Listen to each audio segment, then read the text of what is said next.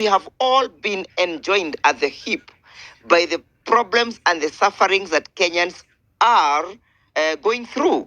And that is why when William Ruto was in Western Malava, when he indicated that he's going to thwart the opposition, people came out very strongly to remind him that in 2027, the election will not be pitted between himself and the figures in the opposition, but will be pitted against himself and the entire country that is fighting to liberate itself and that is fighting to claim its rightful position in God's kingdom. How will the working class vote and cast their votes?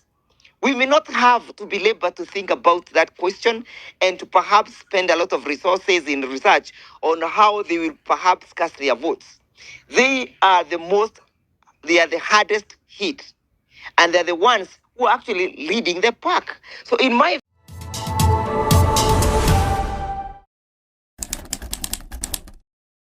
in the lineups of those individuals who perhaps are craving to inherit Raila Odinga's constituency, I think with all due respect, the name of Kalonzo Musyoka should not feature in that list.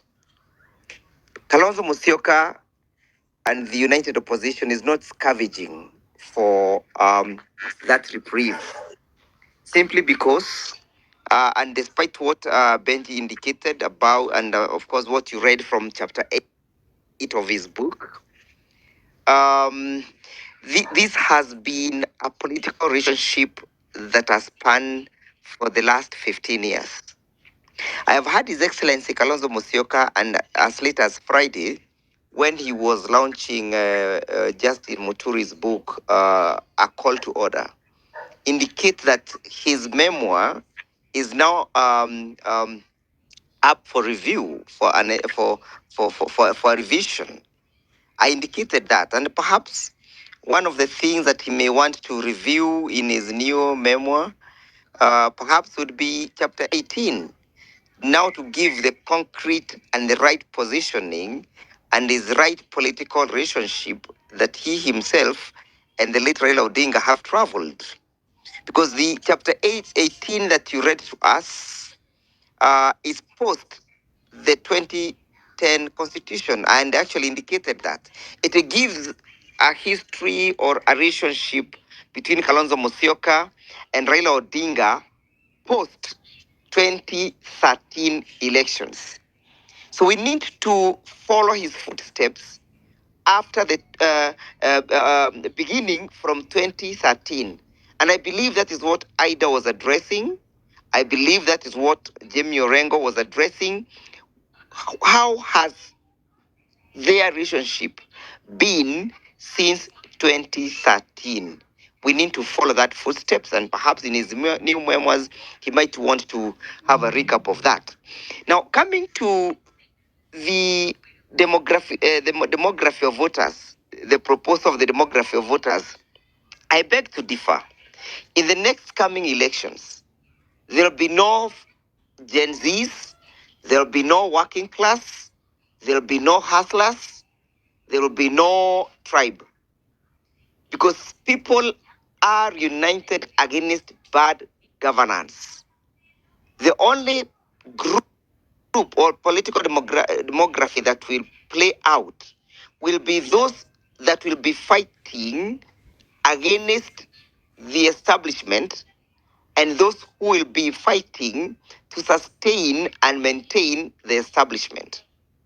The people fighting against the establishment are those who will be fighting to have in place a government that is responsive to the plight of Kenyans, a government that can be held to account, a government that will be transparent in the manner in which it conducts and manages its affairs. So I do not foresee a scenario whereby we'll be going out looking for a segmented voting bloc. And that is not part and parcel of our, perhaps, our thinking. Our thinking is that we have all been enjoined at the hip by the problems and the sufferings that Kenyans are going through.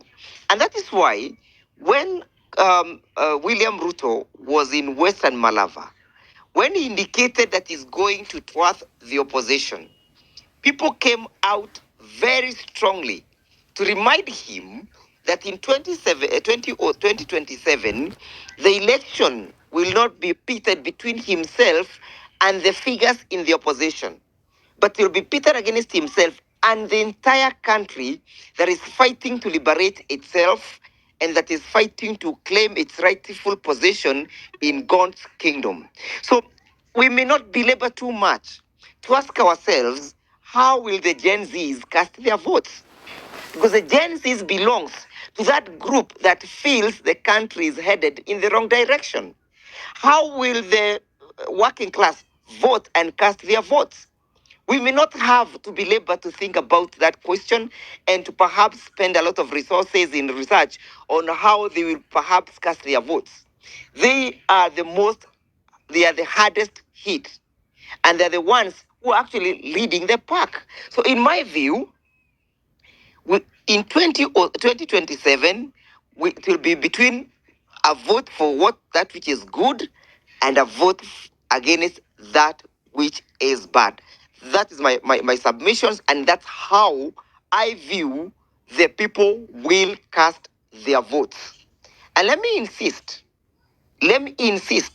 that there is no point Kalonzo Musyoka on our way to Bondo ever indicated that he's going to Bondo because he has sacrificed enough for Raila Odinga. He never ever made that statement. He never exhibited a conduct of a person who says that the Raila family and the Odinga family and the ODM family is indebted to Kalonzo Musyoka. That is not the reason why he went to Bondo. He never went to Bondo to redeem his political capital between himself and Raila Odinga. That is not the reason he went. He went to Bondo simply to mourn his lost friend.